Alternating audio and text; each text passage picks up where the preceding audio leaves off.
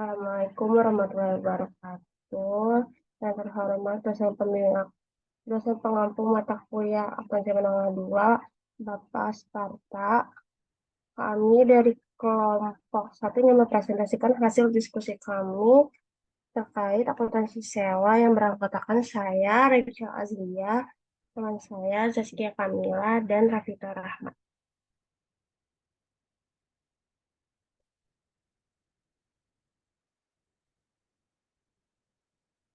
Berikut adalah sajian materi untuk hari ini. Ada tentang lingkungan leasing. Kemudian yang kedua ada pencatatan akuntansi untuk leasing. Yang ketiga ada ada pencatatan akuntansi leasing juga. Dan yang terakhir ada uh, permasalahan akuntansi khusus untuk leasing. Next. Di sini ada ruang lingkup leasing atau sewa. Jadi, first of all, leasing itu adalah sebuah perjanjian kontraktual antara lessor dan lease. Settings ini memberikan si penyewa ini sebuah hak untuk menggunakan properti tertentu yang dimiliki oleh penyewa untuk jangka waktu tertentu. Sebagai imbalan atas penggunaan properti, penyewa melakukan pembayaran sewa selama masa sewa kepada si pemberi sewa.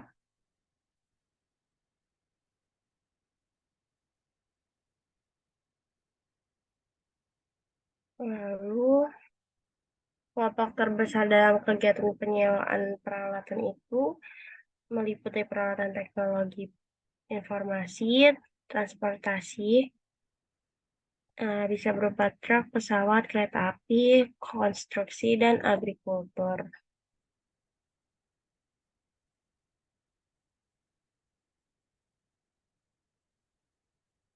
Kelebihan tentang sewa menyewa ini, yang pertama itu pembiayaan. Dari sudut pandang penyewa, leasing dapat memberikan keuntungan yang signifikan seperti pembiayaan 100% dengan suku bunga tetap. Sewa sering ditandatangani tanpa memerlukan uang muka dari penyewa. Hal ini dapat membantu penyewa menghemat uang tunai yang sangat diinginkan untuk perusahaan baru dan berkembang. Selain itu, pembayaran leasing seringkali tetap yang melindungi penyewa dari inflasi dan kenaikan biaya uang. Terus yang kedua itu perlindungan terhadap keusangan. Peralatan leasing mengurangi risiko keusangan kepada penyewa dan dalam banyak kasus mengalihkan risiko nilai sisa kepada penyewa. Seperti misalnya Elan atau produsen farmasi menyewakan komputer berdasarkan perjanjian sewa. Elan dapat menyerahkan komputer lama untuk model baru kapan saja dan dapat membatalkan sewa lama dan menulis yang baru. Lessor akan menambahkan biaya sewa baru ke saldo jatuh tempo pada sewa lama, dikurangi nilai tukar tambah dengan komputer lama. Seperti yang dikatakan oleh seseorang bendahara, naluri kami adalah membeli, tetapi jika komputer baru kemungkinan besar akan datang dalam waktu singkat. Maka menyewa jauh lebih nyaman daripada membeli. Biasanya, lessor juga melindungi dirinya sendiri dengan meminta lease untuk membayar pembayaran sewa yang lebih tinggi atau memberikan pembayaran tambahan jika lease tidak memelihara aset tersebut. Lalu yang ketiga itu ada fleksibilitas. Perjanjian sewa mungkin memberi ketentuan yang tidak terlalu ketat dibandingkan perjanjian hutang lainnya. Leaser yang inovatif dapat menyesuaikan perjanjian leasing dengan kebutuhan khusus lease, misalnya seperti durasi sewa, jangka waktu sewa dapat berupa apa saja, mulai dari jangka waktu singkat hingga seluruh umur ekonomis aset yang diharapkan tersebut. Pembayaran sewa juga dapat diratakan dari tahun ke tahun atau jumlahnya dapat bertambah atau bahkan berkurang. Jumlah pembayaran dapat ditentukan sebelum atau dapat bervariasi dengan penjualan, suku bunga utama, indeks harga, atau beberapa faktor lainnya. Dalam kebanyakan case, sewa itu biasa ditetapkan untuk memungkinkan leaser memperoleh kembali biaya aset ditambah pengembalian yang wajar selama masa sewa. Dan yang terakhir itu pembiayaannya yang lebih murah karena beberapa perusahaan itu menemukan leasing lebih murah daripada bentuk pembiayaan yang lain. Seperti contohnya perusahaan baru di industri yang tertekan atau perusahaan dengan golongan pajak rendah dapat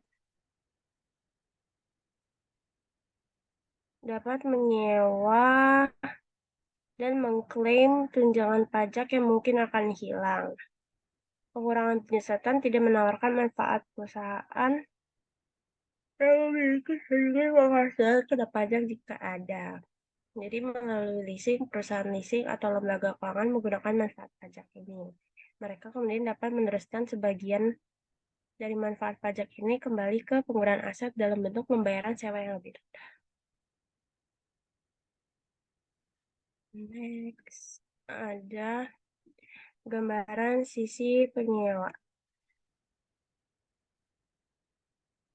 Jadi, siapa sih leaser yang memiliki properti yang disewakan? Mereka umumnya termasuk dalam salah satu dari 3 kategori, yaitu ada bank, terus yang kedua ada perusahaan leasing tawanan, dan ada pihak independen. Jadi,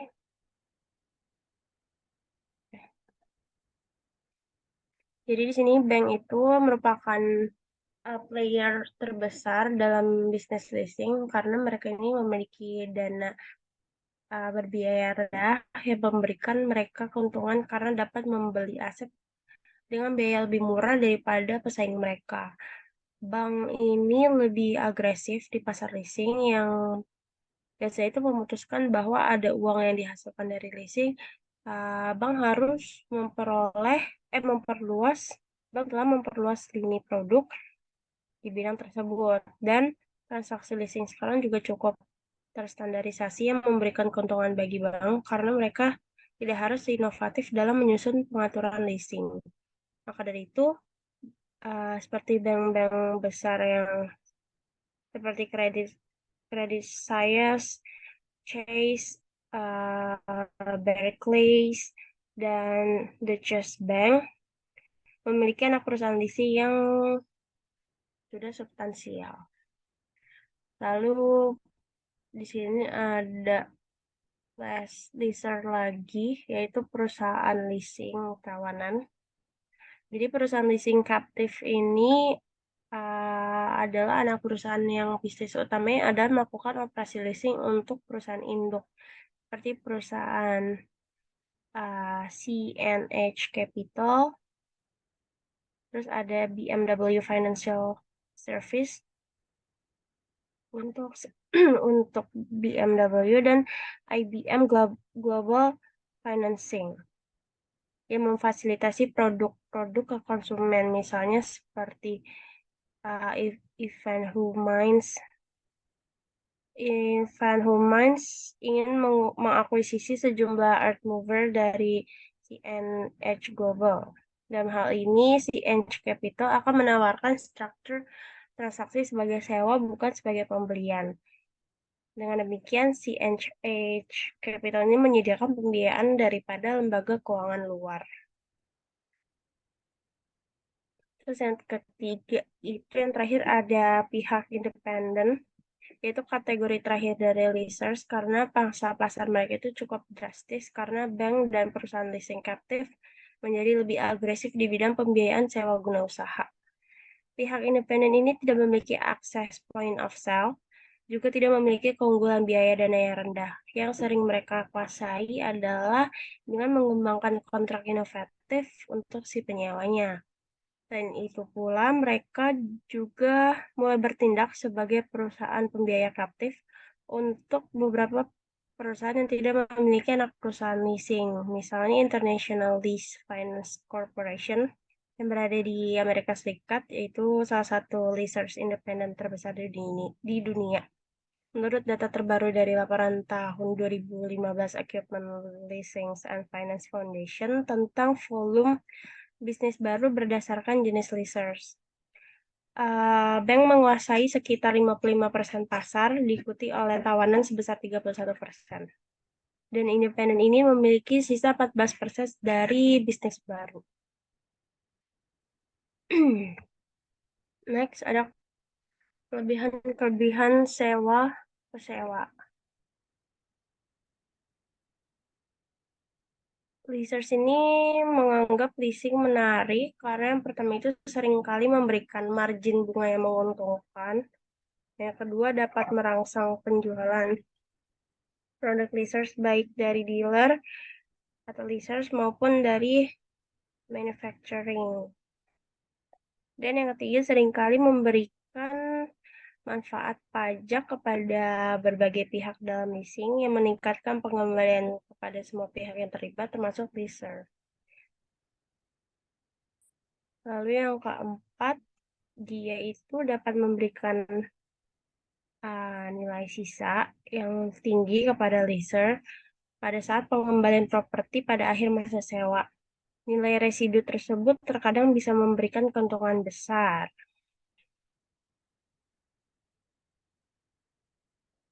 Nah, next itu ada akuntansi penyewa. Jadi sewa itu didefinisikan sebagai kontrak atau bagian dari kontrak yang menyampaikan hak untuk mengendalikan penggunaan properti, pabrik, atau peralatan yang diidentifikasi untuk jangka waktu tertentu dengan imbalan.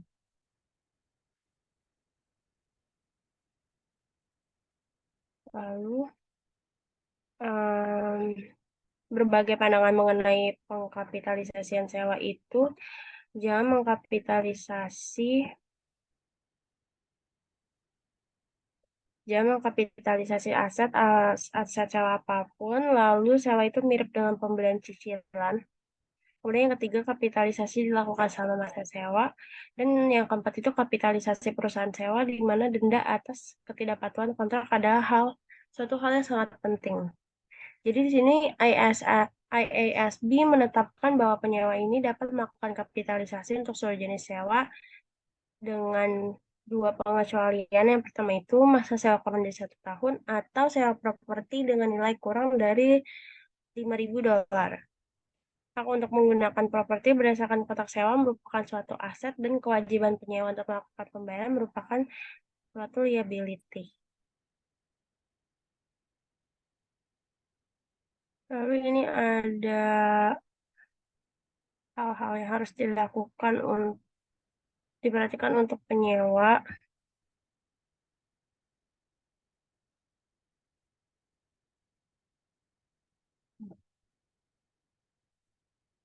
Mengakui beban bunga alias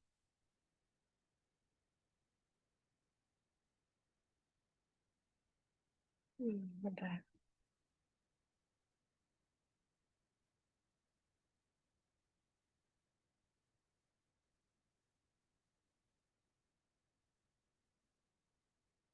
Mengakui beban bunga alias liabilitas sewa dengan menggunakan metode bunga efektif dan mencatat beban depresiasi atas hak aset yang digunakannya. Lalu kota sewa ini digunakan pada sewa yang secara efektif merupakan transaksi pembelian aset atau pada saat penyewa hanya mengendalikan penggunaan aset. Next ada mengukur liabilitas dan mengukur liabilitas dan aset sewa.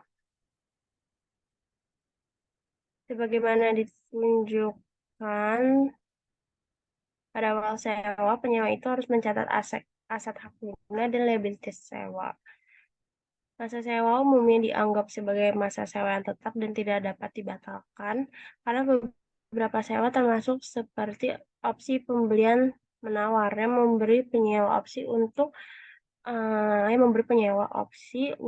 memperbarui sewa untuk yang lebih rendah dari sewa wajar yang diharapkan pada saat opsi tersebut dapat dieksekusi.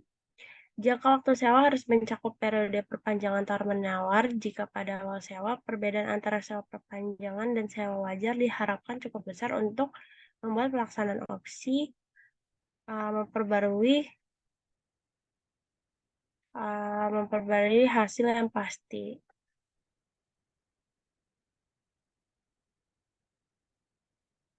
Pembayaran pembayaran sewa pada umumnya ada 4 hal. Yang satu pembayaran tetap. Ini adalah pembayaran sewa yang ditentukan dalam perjanjian sewa ditetapkan selama masa sewa.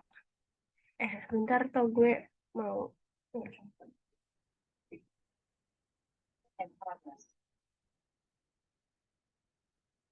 Terus yang kedua itu ada pembayaran variable yang didasarkan pada indeks atau kurs. Penyewa harus memasukkan pembayaran sewa variabel dalam nilai kewajiban sewa pada tingkat indeks atau tarif pada saat tanggal di mana sewa tersebut.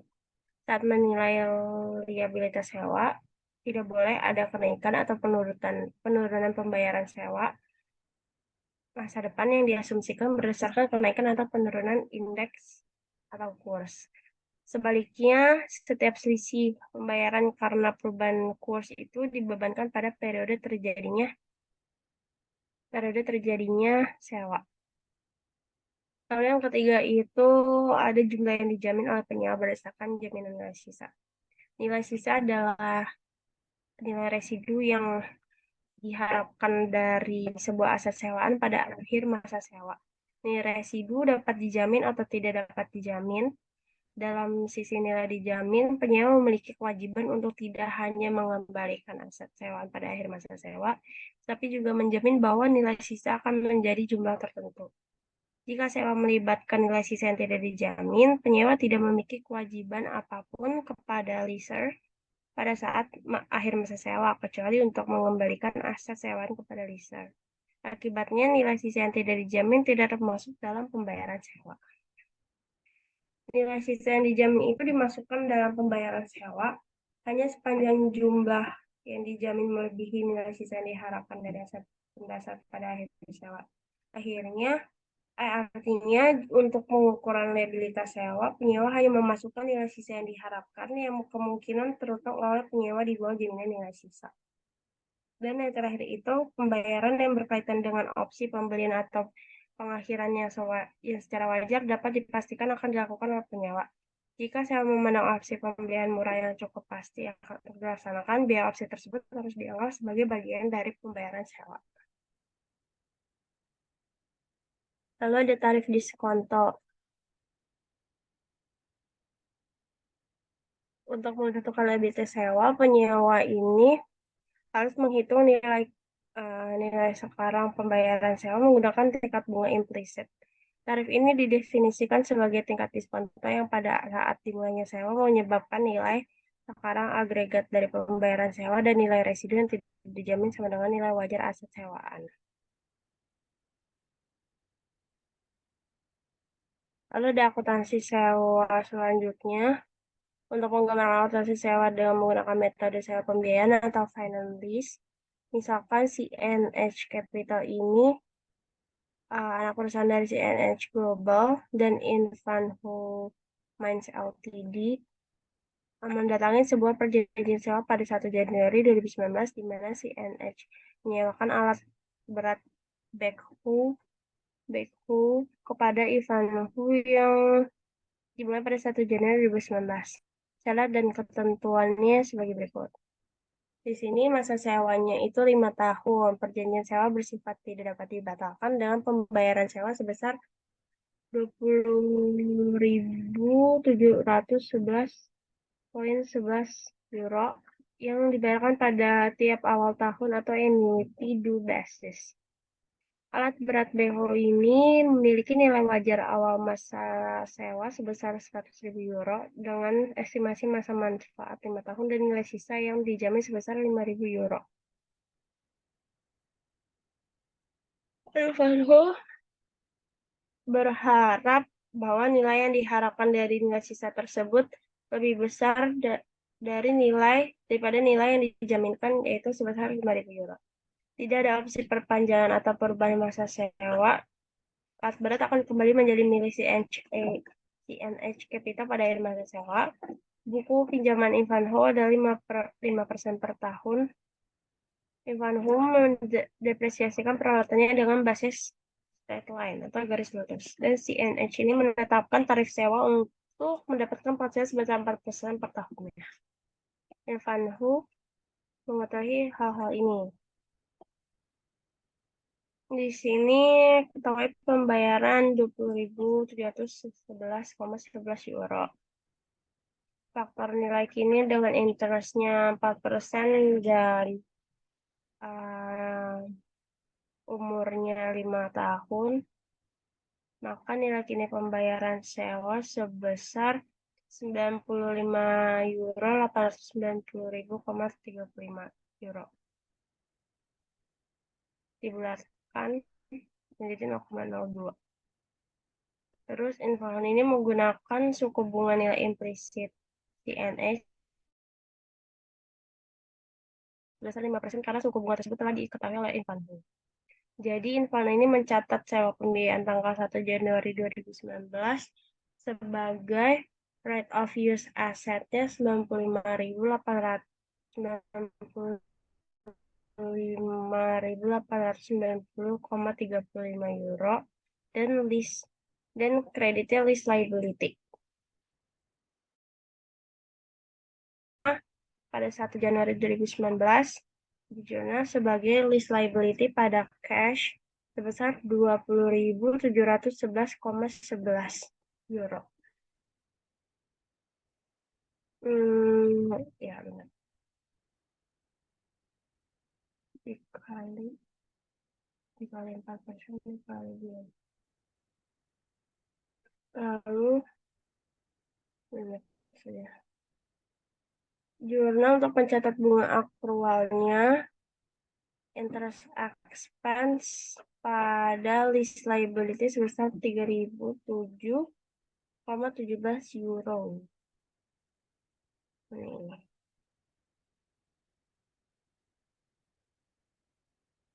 Lalu depresiasi hak aset atas rate of use aset selama 5 tahun, masa sewa dengan menggunakan kebijakan umum Ivanhoe, yaitu garis lurus yang menghasilkan jurnal sebagai depreciation expense pada right of use asset yaitu sebesar 19.178,07 euro hasil dari 95.890,35 dibagi 5 tahun.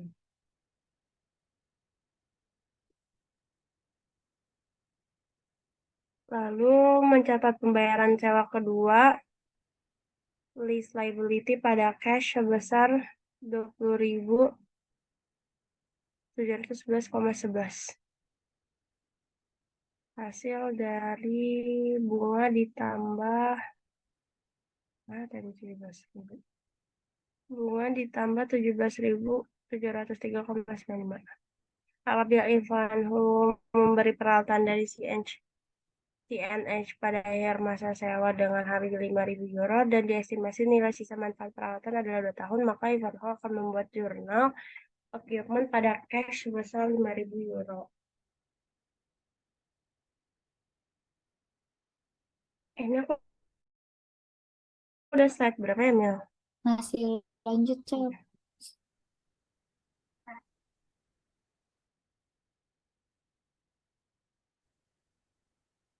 Untuk menggambarkan situasi di mana nilai sisa yang diharapkan berada di bawah nilai sisa yang dijamin, maka diasumsikan pada contoh transaksi CNH atau info sebelumnya bahwa sangat dimungkinkan nilai sisanya adalah 3.000 atau 5.000 sebagaimana nilai sisa yang dijamin. Apabila Ivanhoe mengestimasikan nilai sisa alat berat Beko pada akhir masa sewa adalah 3.000, maka Ivanhoe memasukkan 2.000 sebagai tambahan sewa dalam menentukan liabilities hitung liability sewa dan jumlah dikapitalisasi sebagai aset hak pakai sebagai berikut. Ini kan tadi dia ya. Yang kedua itu ada kerugian nilai sisa. Misalkan karena perawatan yang kurang baik pada alat berat Breko, Ivanhoe dan CNH setuju untuk menetapkan bahwa nilai wajar peralatan tersebut adalah nol. Dan Ivanhoe mengembalikan alat berat Breko kepada CNH pada tanggal 1 Januari 2024. Pada case ini, Ivanhoe melaporkan kerugian sebesar 3.000 berdasarkan skenario pembayaran diharapkan. Ivanhoe membuat jurnal sebagai loss on lease pada cash sebesar 3.000 hasil selisih dari 5.000 dan 2.000. 5.000 kan tadi ya sisa yang diharapkan 2.000 itu ternyata ya, nilai sisa yang terjadi, maka dia rugi 3.000. Bila bukan berdasarkan skenario pembayaran diharapkan, maka Infanova akan membuat jurnal sebagai loss on lease-nya itu 5.000 karena tidak ada ini, nggak ada nggak ada nggak ada nggak ada eh nilai sisanya masih full.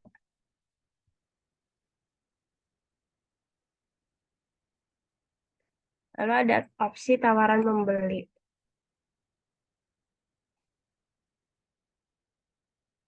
Bentar.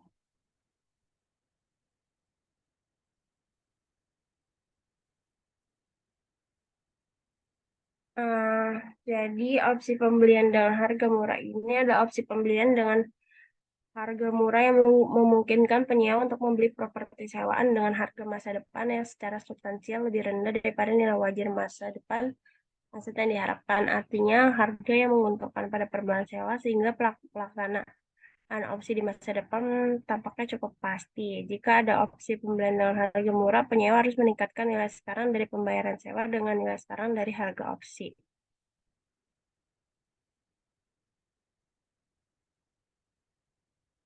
Skip aja, Mel.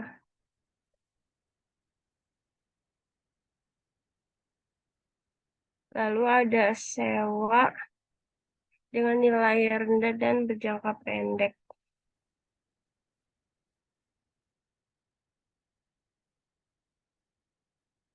Jadi untuk sewa lebih rendah ini aset dasar dengan nilai 5.000 atau kurang daripada mencatat aset hak pakai atau liabilitas sewa, penyewa dapat memilih untuk membebankan pembayaran sewa pada saat terjadinya penyewaan tersebut. Pemilihan ini dapat dilakukan berdasarkan sewa demi sewa dan jika dipilih, penyewa menilai nilai aset dasar berdasarkan nilai aset saat masih baru, terlepas dari usia aset yang disewakan.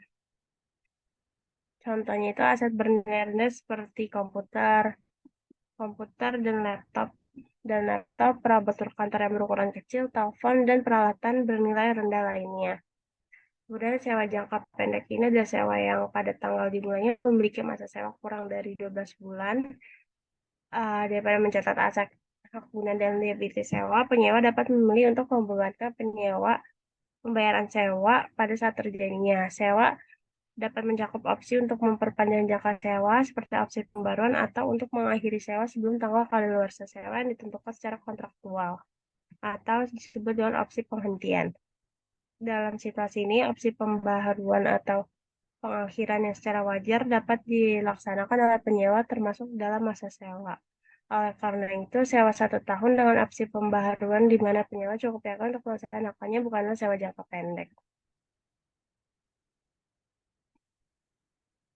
Lalu ada aspek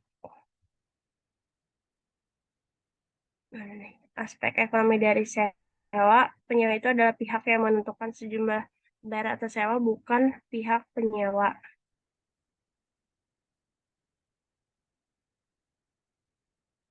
Kan? Terus yang pertama itu penyewa itu menentukan pembayaran dengan menggunakan tarif imbalan atau bunga implisit.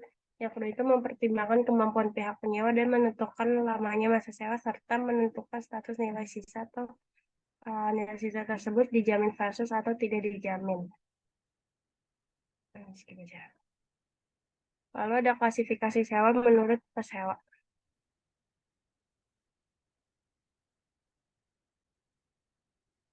Di sini semua sewa itu tidak memenuhi salah satu pengujian pengujian itu diklasifikasikan sebagai sewa operasi. Dalam sewa operasi, leasers menyampaikan hak untuk menggunakan aset pendasar selama masa sewa, tetapi bukan kepemilikan atau kendali atas sebagian besar aset pendasar itu sendiri. Di sini itu contohnya seperti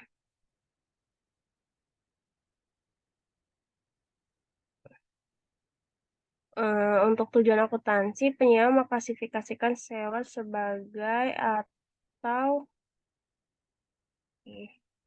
yaitu sewa pembiayaan atau finance lease atau sewa operasi atau operating lease.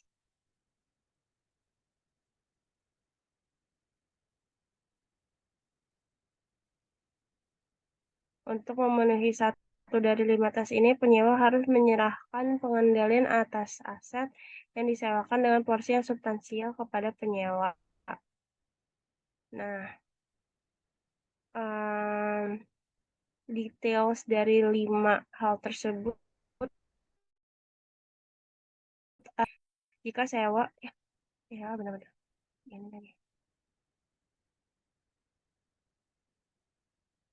Eh, Tes transfer kepemilikan jika sewa mengalihkan kepemilikan aset pada leaser mengklasifikasikan sewa sebagai sewa pembiayaan. Tes ini tidak dapat kontroversial dan mudah diimplementasikan dalam praktiknya. Yang kedua itu tes opsi pembelian. Seperti yang ditunjukkan sebelumnya, pengujian opsi pembelian terpenuhi jika cukup yakin bahwa penyewa akan menggunakan opsi tersebut. Lalu yang ketiga itu uji jangka waktu sewa.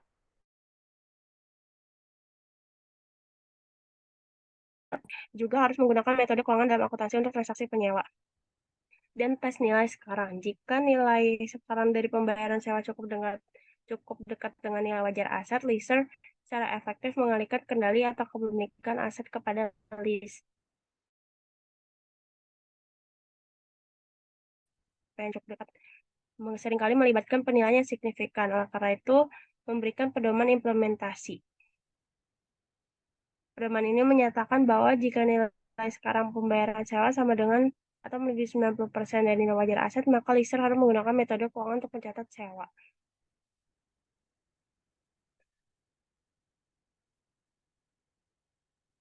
Ini.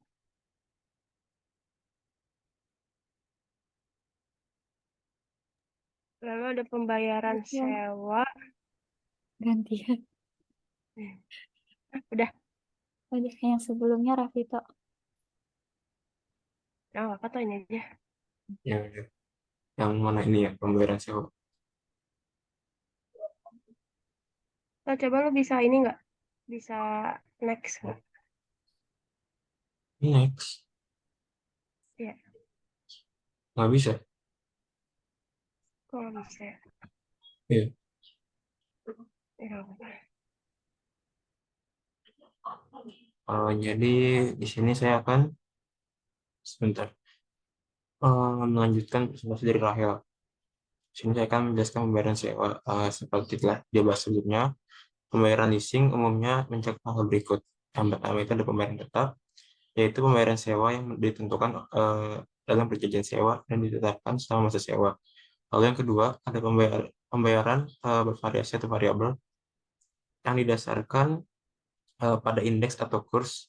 Lessor harus menyertakan pembayaran sewa variabel pada tingkat indeks atau tarif pada tanggal permulaan. Lalu yang ketiga itu nilai sisa atau dijamin atau tidak yang dimasukkan karena lessor seperti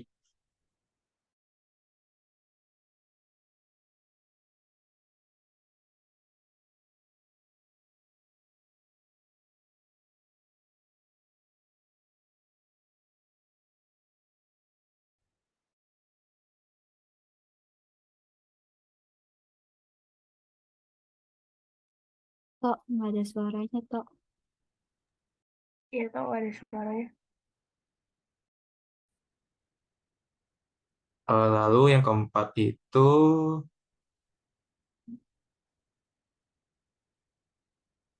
ada eh, pembayaran terkait opsi pembelian atau pengakhiran secara wajar dapat dipastikan akan dilakukan oleh penyewa, seperti yang ditunjukkan sebelumnya. Jika sewa berisi opsi pembelian dengan harga murah, biaya opsi tersebut harus dianggap sebagai bagian dari pembayaran sewa. Next ya.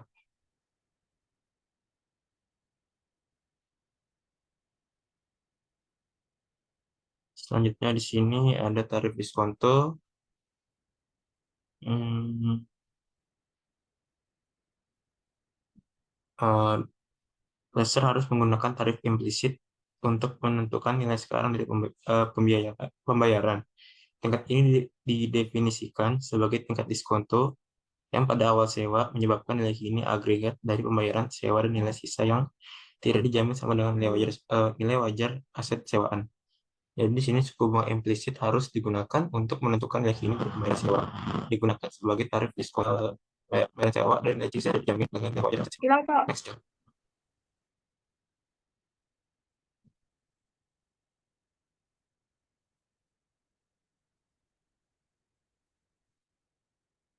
Sorry, ini internetnya cok.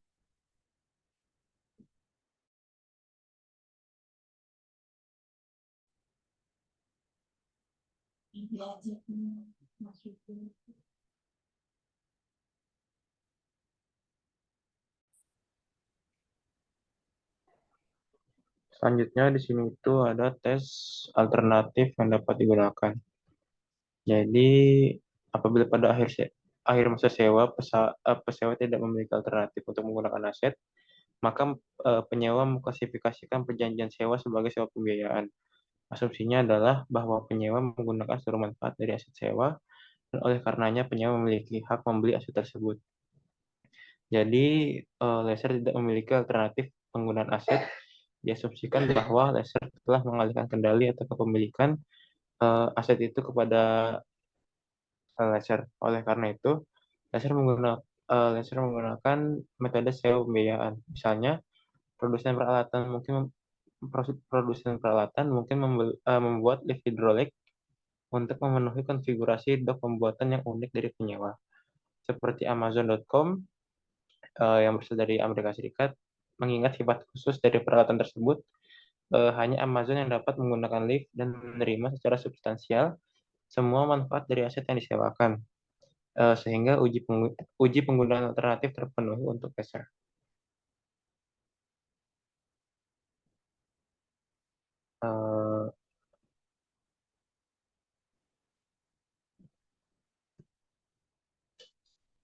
Bentar. Next-nya aja.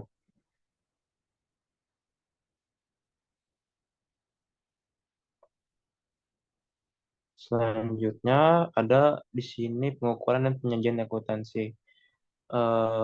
Laser memperhitungkan sewa pembiayaan seperti penjualan aset dengan pinjaman dengan mengeliminasi aset dan mencatat piutang sewa sama dengan nilai sekarang dari pembayaran sewa. Laser kemudian mengakui pendapatan bunga atas piutang sewa selama masa sewa dengan menggunakan suku bunga efektif metode. Untuk jenis sewa berjenis penjualan atau sales type, poin pertama itu akun pesewa untuk perjanjian sewa perlakuannya mirip dengan penjualan aset. Lalu yang kedua, pesewa secara umum mencatat piutang sewa atau list receivable dan mengeliminasi aset sewa. Lalu yang terakhir, piutang sewa dihitung sebagai berikut. List receivable itu sama dengan present value of rental payment ditambah present value of guarantee and unguaranteed residual values. Next, ya.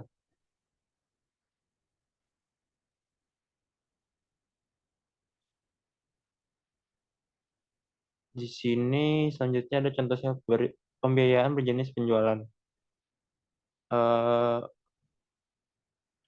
Contohnya itu CNH Financial Service Corp, yaitu anak perusahaan dari CNH dan Ivanhoe Construction menandatangani suatu perjanjian sewa pada tanggal 1 Januari 2019 yang mewajibkan untuk menyewakan alat berat backhoe kepada Ivanhoe yang dimulai pada 1 Januari 2019. Syarat dan ketentuan perjanjian sewa serta data relevan lainnya sebagai berikut. Yang pertama, masa sewa selama 5 tahun, perjanjian sewa tidak dapat dibatalkan Nilai pembayaran sewa sama di setiap awal tahun. Yang kedua, alat berat backhoe memiliki nilai wajar pada awal masa sewa sebesar 100.000 euro. Lalu estimasi masa manfaat selama 5 tahun dan nilai sisa dijamin sebesar 5.000, yaitu nilainya lebih rendah dari nilai sisa yang diharapkan dari alat berat backhoe pada akhir masa sewa. Selanjutnya, asumsikan bahwa aset yang diperjanjikan memiliki nilai perolehan 85.000. Lalu, perjanjian sewa memiliki opsi tidak dapat diperbarui. Alat berat dikembalikan kepada CNH pada saat masa sewa berakhir. Lalu, kolektibilitas pembayaran menurut CNH itu sangat tinggi. Next, Cel.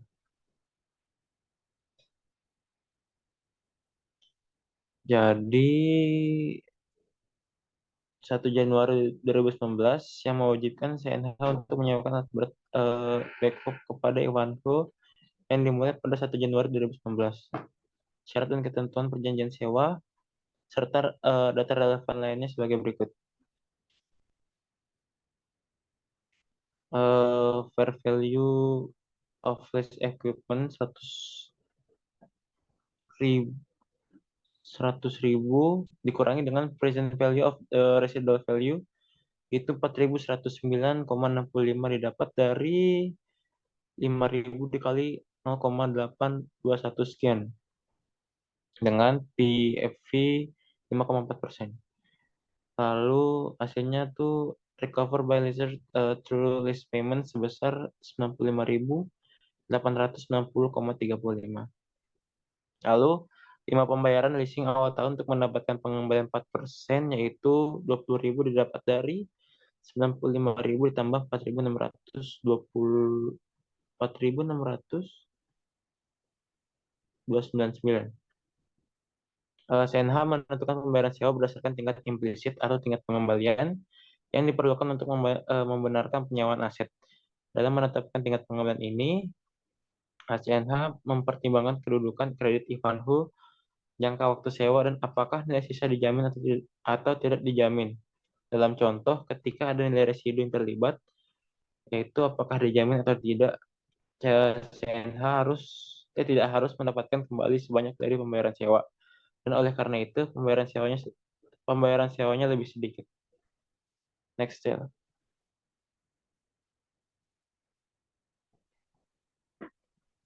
Next.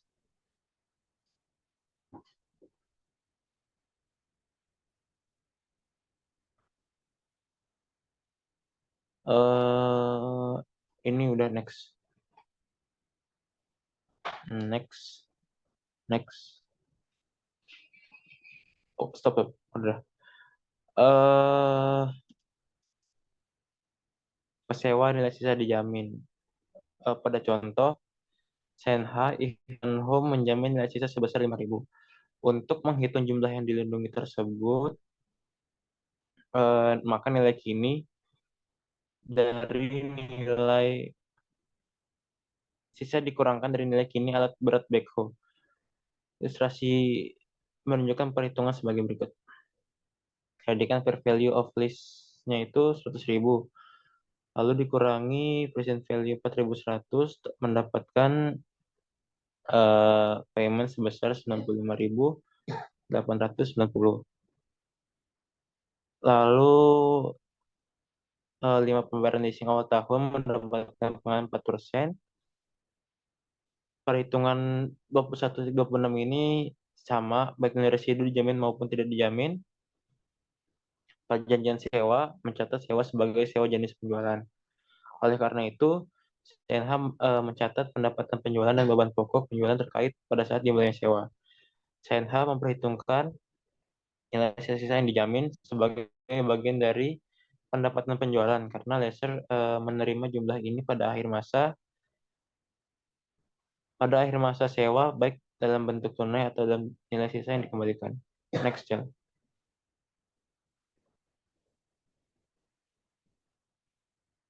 Selanjutnya ada pesewa nilai sisa tidak dijamin.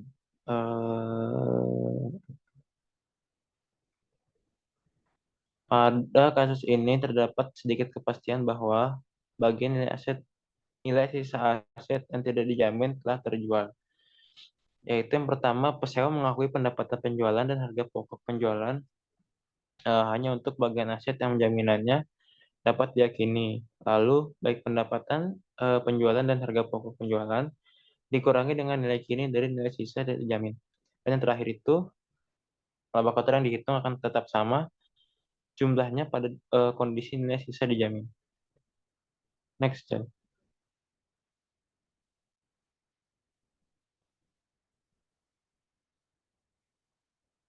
Untuk membandingkan sewa berjenis penjualan atau sales type lease dengan nilai sisa dijamin dengan nilai sisa yang tidak dijamin, asumsikan fakta yang sama pada situasi sewa, yakni harga jual 100.000, lalu nilai sisa yang diharapkan tadi kan 5.000.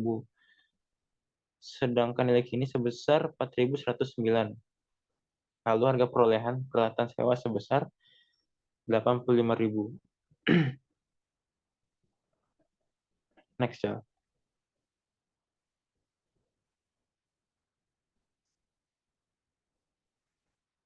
Selanjutnya di sini ada nilai sisa yang tidak dijamin. Perhitungan jumlah sewa pembiayaan atau sales type oleh China. Tadi kan guarantee residual value-nya itu 100.000. Lease receivable itu 20.711 dikali sama 4.600.299. Itu nilainya sama dengan unguaranteed residual value. Lalu sales price of asset itu untuk yang jaminan, yang dijamin itu 100.000, sedangkan yang tidak dijamin itu nilainya sebesar 95.890 karena dikurangi 4.190 109,65. Untuk nilai yang dijamin COGS-nya itu 85.000, sedangkan untuk yang tidak dijamin itu nilainya sebesar 80.860,35. Itu dikurangi 4.109,65. Untuk gross profit yang dijamin nilainya itu sebesar 15.000, sedangkan yang tidak dijamin itu nilainya sama sedangkan perhitungannya beda.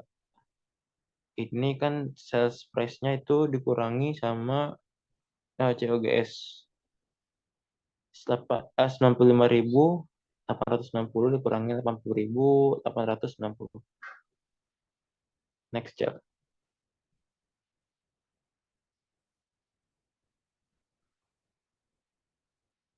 Akuntansi pesewa untuk sewa operasi. Bentar.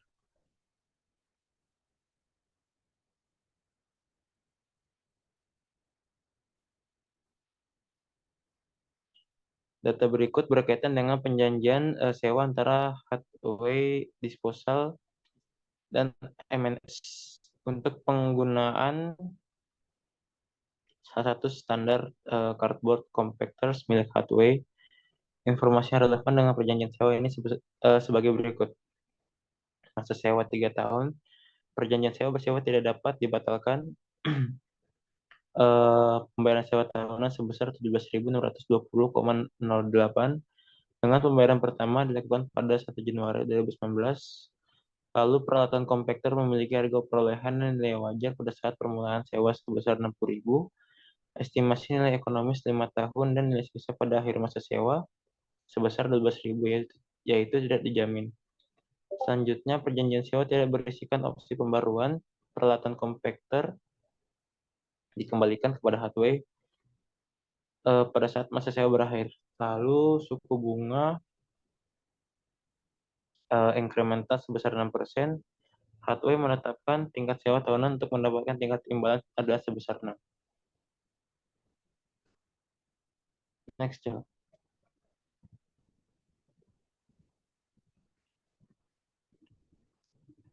Hathaway mengklasifikasikan sewa ini sebagai sewa operasi karena tidak ada tes sewa pembiayaan yang terpenuhi. Tes yang pertama transfer of ownership test, yaitu transfer of ownership does not occur, the asset reverts to Hathaway at the end of the lease. Lalu yang kedua itu ada purchase option test.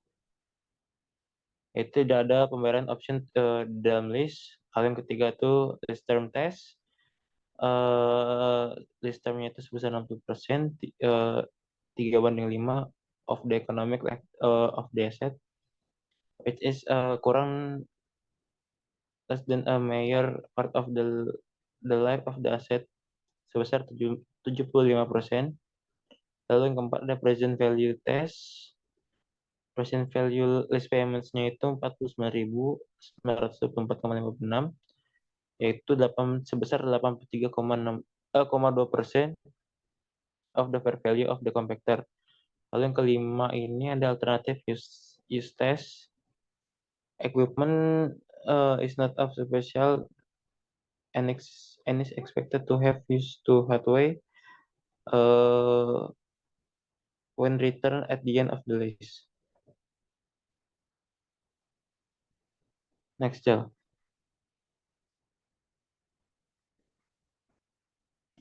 Akuntansi pesewa untuk sewa operasi. Berdasarkan metode sewa operasi, maka Hathaway selaku pesewa yaitu tetap melanjutkan untuk mengakui aset tersebut dalam laporan posisi keuangannya dan mengakui pendapatan sewa secara umum menggunakan basis garis lurus di setiap periode sewa. Lalu yang kedua, tetap melanjutkan untuk mendepresiasikan aset sewa.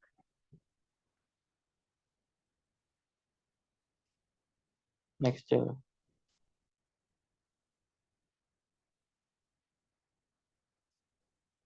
Sebentar.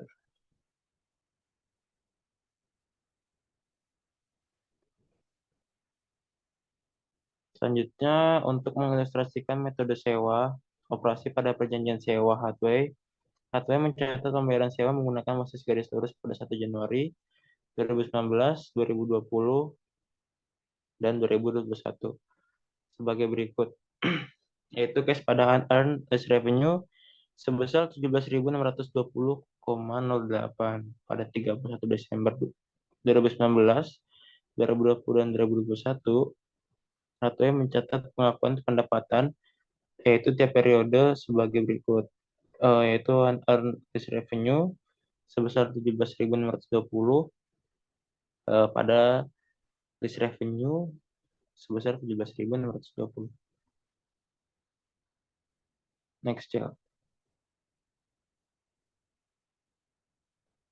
Hathaway juga mencatat beban penyusutan peralatan sewaan, yaitu dengan asumsi menggunakan metode double declining balance, yaitu harga perolehan atau biaya sebesar 60.000 dan umur ekonomis sebesar 5 tahun sebagai berikut, yaitu beban depresiasi 24.000 didapat dari 60.000 dikali 40% pada depresiasi peralatan.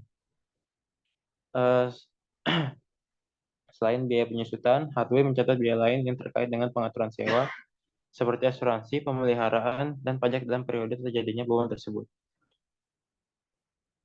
Hathaway mengklasifikasikan peralatan listrik yang disewa dan akumulasi penyusutan yang menyertainya sebagai aset sewa. Next, Jel. Selanjutnya itu di sini ada problem khusus pada akuntansi sewa. Yang pertama, penyesuaian sewa lainnya, dan yang kedua itu penyajian, pengungkapan, dan analis. Next.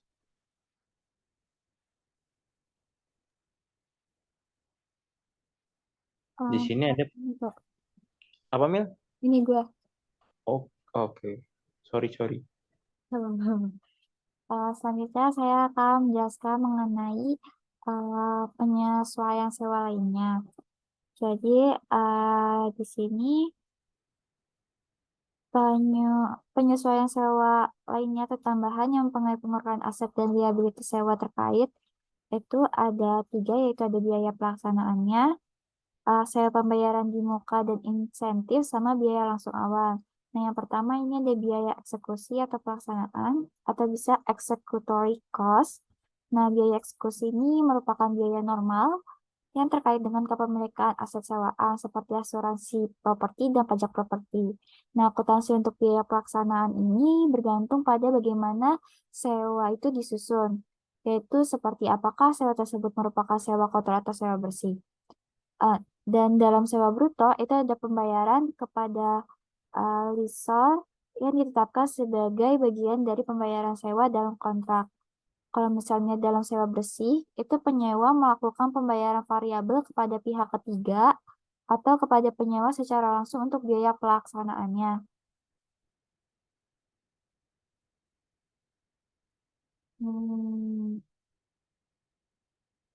Next chart. Terus adanya pembayaran sewa pembayaran di muka dan insentif atau yang di awal periode. Jadi untuk semua sewa pada tanggal permulaan, liabilitas sewa itu merupakan titik awal untuk menentukan jumlah yang dicatat untuk aset dari hak guna. Nah, jadi perusahaan itu menyesuaikan aset hak guna untuk setiap pembayaran sewa di muka. Di muka, insentif sewa, dan juga biaya langsung awal yang dilakukan sebelum atau pada tanggal permulaan. Nah, penyesuaian tersebut itu menentukan jumlah yang dilaporkan sebagai aset hak guna pada tanggal dimulai sewa sebagai berikut. Yaitu yang pertama, pembayaran sewa di muka yang dilakukan oleh penyewa itu meningkatkan aset hak pakai. Terus pembayaran insentif sewa yang dilakukan oleh pesewa kepada penyewa itu menurunkan nilai aset hak pakai. Yang ketiga atau yang terakhir, ini beban langsung awal yang terjadi oleh penyewa itu meningkatkan aset hak guna. Next, Cel.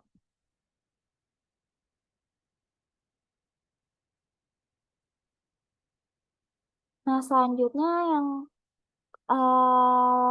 apa sih namanya? Bentar ya. Selanjutnya, fitur pengaturan sewa yang ketiga atau yang terakhir ini ada biaya langsung awal.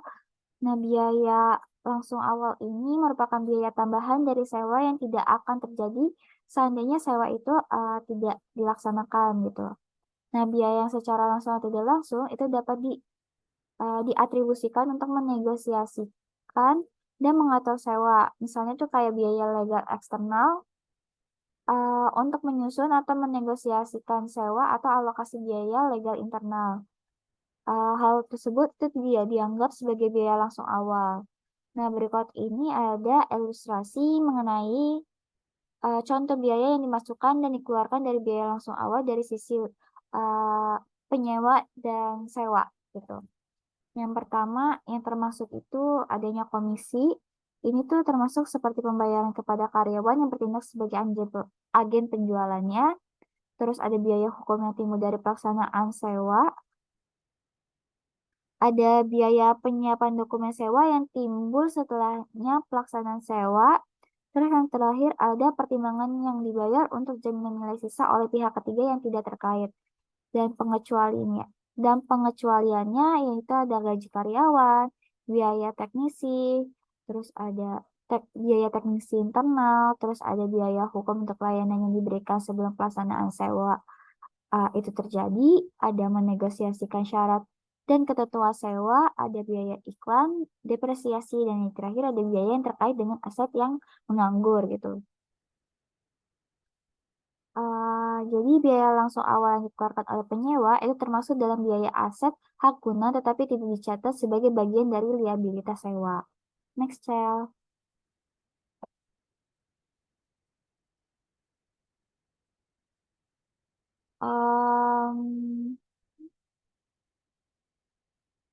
Sebentar. Terus biaya langsung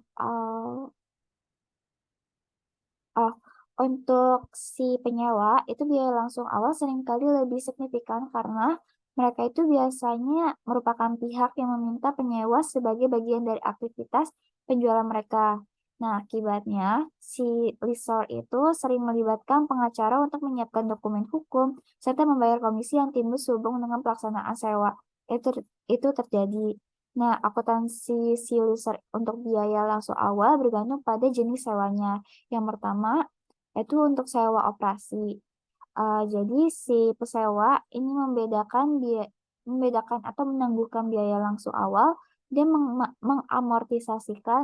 mengamortisasinya sebagai pengeluaran jangka waktu sewa atau sebagai beban selama periode sewa itu terjadi. Terus yang kedua ini untuk sewa pembiayaan. Jadi si pesewa ini membebankan biaya langsung awal pada saat dimulainya masa sewa. Jadi atau pada periode di mana keuntungan penjualan itu dapat diakui. Nah, pengecualiannya dalam hal ini adalah ketika tidak ada keuntungan atau kerugian penjualan pada transaksi tersebut. Jadi jika tidak ada keuntungan atau kerugian penjualan, si biaya langsung awal ini dapat ditangguhkan dan diakui selama masa sewa tersebut. Nah, si pesewa ini biasanya juga mengeluarkan biaya internal terkait dengan aktivitas si leasing. Next Chang.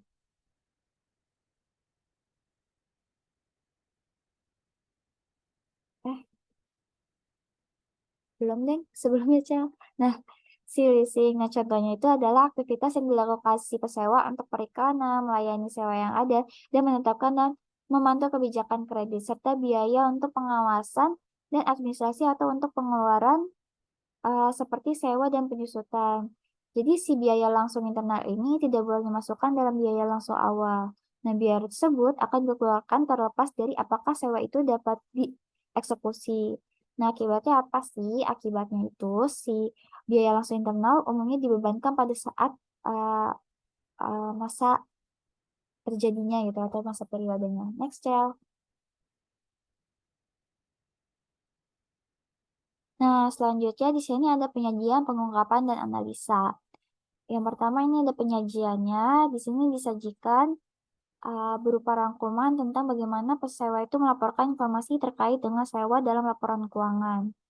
Jadi di sini semua sewanya, kecuali sewa bernilai rendah dan jangka pendek, itu pada laporan posisi keuangan ada aset hak pakai sama kewajiban sewa. Dan kalau misalnya di laporan laba rugi, itu ada beban penyusutan sama beban bunga. Next, Cel.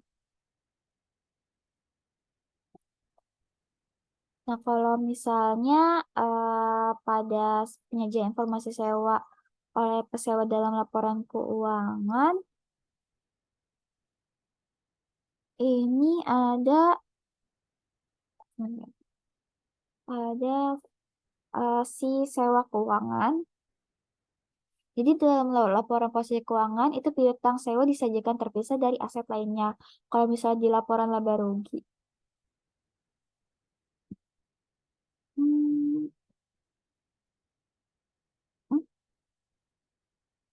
Terus, di sewa keuangan juga dia menghentikan pengakuan aset sewaan. Dia menjual atau rugi untuk sewa jenis dia menghentikan pengakuannya aset sewaan. Kalau di laporan laba ruginya di sewa keuangan, ini pendapatan bunga sama menjual untung atau rugi untuk sewa jenis penjualannya.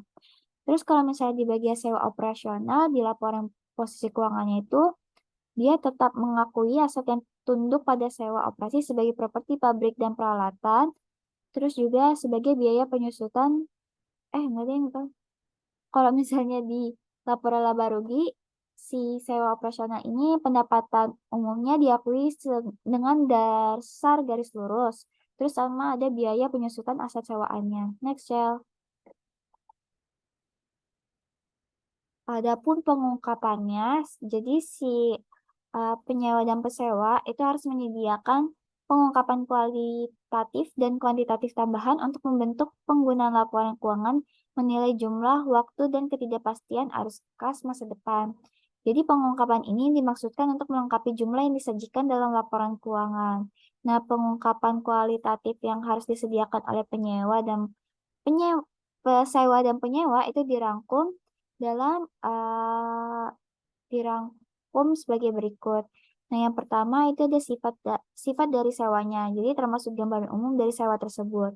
Nah, kedua, ini bagaimana pembayaran sewa variabel itu ditentukan.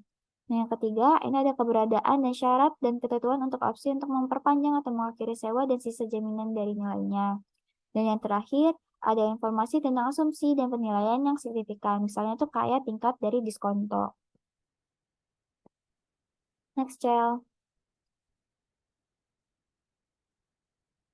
Nah, di sini ada penyajian mengenai jenis informasi kuantitatif yang harus diungkapkan kepada penyewa, yaitu yang pertama ada total biaya aset, biaya sewanya, biaya sewa pembiayaan, yang kedua ada biaya sewa pembiayaan yang dipisahkan antara penyesuaian aset hak, pakai dan bunga atas kewajiban sewa. Nah, yang ketiga ada nilai rendah dan biaya sewa jangka pendek.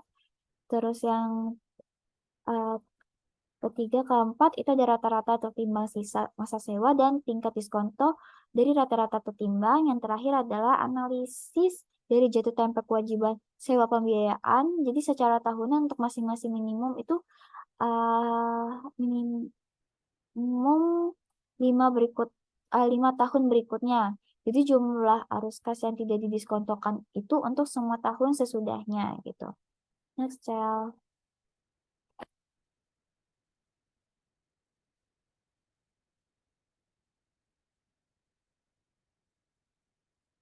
Next, Cel.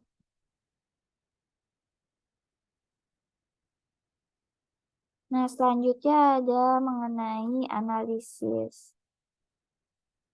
Jadi, banyak perusahaan menyewa cenderung melihat laporan posisi keuangan mereka tumbuh secara substansial selama beberapa tahun ke depan sebagai hasil dari penerapan standar baru pada sewa. Nah, perkiraan dampaknya terhadap aset dan liabilitas perusahaan itu berbeda-beda, tapi akan mencapai kurang lebih triliunan dolar gitu. Seperti yang diperhatikan dalam jadi bentar. Hmm,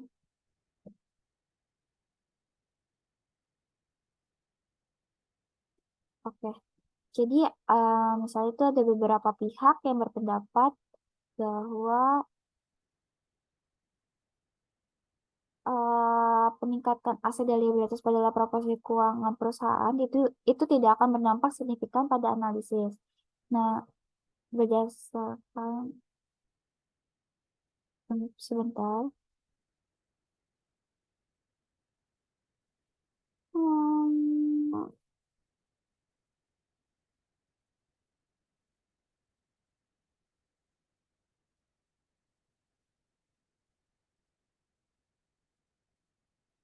ah, gimana ya? Jadi dengan peningkatan di dalam aset dan liabilitas. Nah, yang pertama ini ada return on asset yang akan turun. Terus yang selanjutnya ada uh, analis umumnya yang berfokus pada subtotal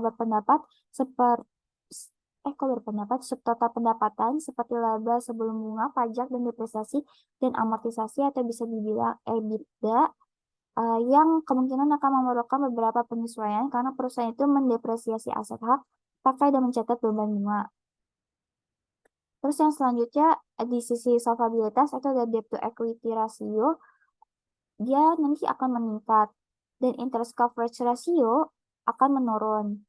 Hal ini menunjukkan bahwa hanya menggunakan pengungkapan catatan untuk menentukan kewajiban sewa telah mengecilkan dampak numeriknya. Salah satu yang pasti itu peningkatan aset liabilitas yang terkait dengan pengaturan sewa akan memiliki konsekuensi yang signifikan pada sisi organisasi, operasional, dan kontrak. Contohnya itu yang pertama ada yurisdiksi sering memungut pajak berdasarkan jumlah properti yang sekarang akan lebih tinggi. Terus ada metode kinerja untuk mengevaluasi manajemen yang mungkin harus berubah untuk perusahaan, terutama ketika tingkat pertumbuhan aset digunakan atau pengembalian aset digunakan untuk mengukur kinerja. Perusahaan dapat memiliki kontrak dengan pemerintah yang penggantiannya itu didasarkan pada biaya sewa dan dapat mengubah perjanjian kompensasi. Dan yang terakhir ada perjanjian utang yang mungkin memerlukan revisi. Hal ini itu meningkatkan luasnya dan besarnya perubahan. Tapi tidak mengherankan bahwa IASB ini mengizinkan jendela implementasi yang diperpanjang untuk memungkinkan perusahaan dan pengguna laporan keuangan beradaptasi dengan standar baru. Next, Chel. Nah, selanjutnya di sini ada dalam perjanjian atau dalam sell leaseback, jadi perusahaan penjual penyewa ini mentransfer aset ke perusahaan lain dan kemudian menyewakan kembali aset tersebut dan dari pembeli pesewa. Next, Cel.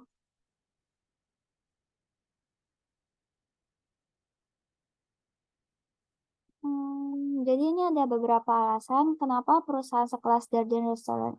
Next aja, Cel.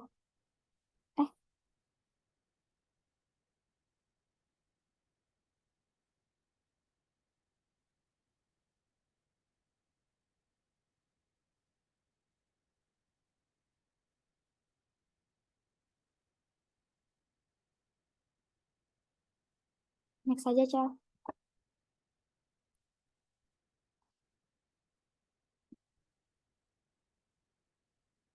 Jadi ada manfaat bagi si buyer leaser. Nah, kalau manfaat dari perjanjian yang tersebut, ini si perusahaan secara memperoleh tingkat imbalan yang lebih tinggi melalui transaksi jual sewa balik daripada menggunakan pembiayaan tradisional atau yang biasanya dipakai. Jadi selama masa sewa, si perusahaan ini mendapatkan proteksi dari kemungkinan terjadinya penurunan harga dalam pasar real estate dan dapat terhindar dari inflasi atau inflation hedge, sehingga dia ini memperoleh peningkatan nilai properti gitu.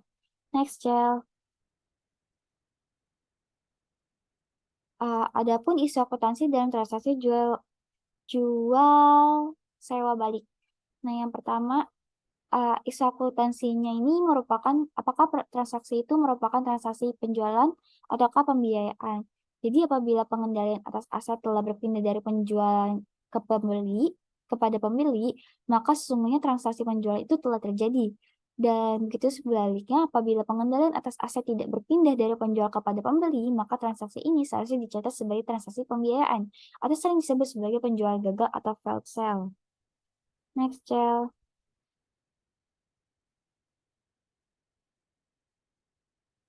Transaksi penjualan. Jadi di sini ya pada transaksi penjualan ada pengakuan keuntungan atau kerugian yang harus dilakukan. Oleh karena itu, sebuah perusahaan mencatat transaksi sebagai berikut. Yang pertama yaitu adanya kas bertambah dan nilai tercatat atau ada carrying value aset berkurang menjadi 0. Terus yang kedua mengakui keuntungan dan kerugian yang terjadi. Yang ketiga memperhitungkan transaksi sewa balik dengan mengacu pada pedoman akuntansi sewa yang dibahas pada bab ini gitu. Next, Cel. Adapun contoh dari transaksi jual sewa balik, yaitu di tes ini ada uji pengalihan kepemilikan. Nah, penilaian itu si pengalihan kepemilikan itu tidak terjadi. Jadi asetnya ini kembali ke perusahaan pada akhir masa sewa. Nah, yang kedua, ini ada tes opsi pembelian. Penilaiannya itu tidak ada opsi pembelian dalam sewa. Dan yang ketiga ada uji jangka waktu sewa. Penilaiannya itu adalah masa sewa adalah 70% dari 7 bagi 10 dari sisa umur ekonomis aset yang kurang dari sebagian besar umur asetnya, yaitu 75%-nya. Yang keempat ini ada tes nilai sekarang. Penilaiannya itu nilai sekarang dari pembiayaan sewa adalah 25.414.625 dolar, yang dimana 77% ini dari nilai wajar pesawat atau kurang dari 90%. Maka dari itu si sewa ini tidak memenuhi uji nilai dari sekarang. Nah, yang kelima, ini ada tes penggunaan alternatif. Penilaiannya itu sebagaimana yang ditunjukkan, jadi peralatan tersebut tidak bersifat khusus dan diharapkan dapat digunakan untuk sebuah perusahaan saat dikembalikan pada akhir masa sewa. Nah, dengan demikian pengaturan ini dicatat sebagai penjualan, bukan penjualannya gagal karena penyewa kembali tidak mengalihkan kendali atas aset yang kembali, yaitu hanya hak pakai selama 7 tahun yang diberikan melalui si sewa. Next, Shell.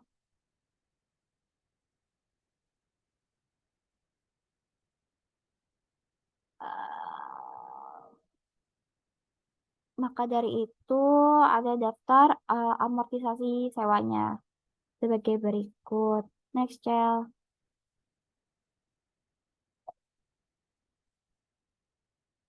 Di sini ada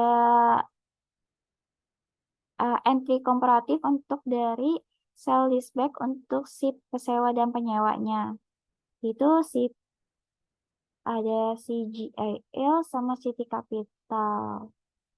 Kalau misalnya 1 Januari CGIL ini mendebit cash bisa 33.000 yang on the spot credit diet on review puasa offline aset 3 juta, aircraft 30 juta.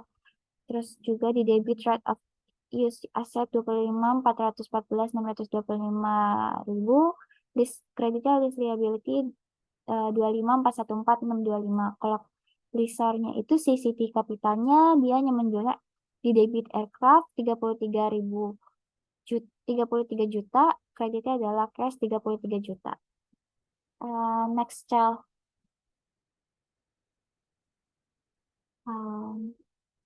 Langsung ke akhirnya aja, Cel.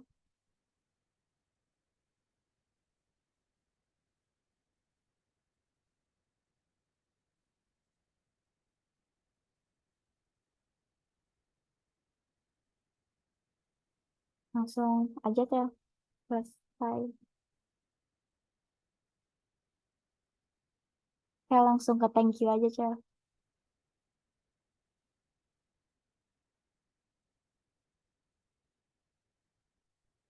Nah, nah, mungkin sekian dari kelompok kami.